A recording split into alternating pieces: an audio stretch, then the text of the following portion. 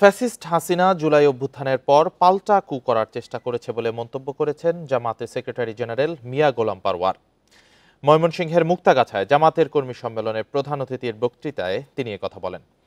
এ সময় তিনি বলেন, হাসিনা জুডিশিয়াল কু করে বিচারপতিদের দিয়ে অন্তর্বর্তী সরকার বাতিলের চেষ্টা করে।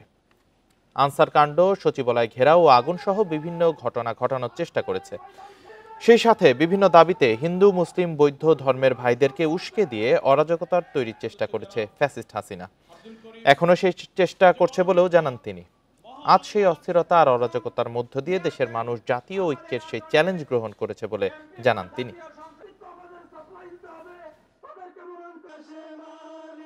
জুলাই অভ্যুত্থানের পর পাল্টা কু করার চেষ্টা করলেন।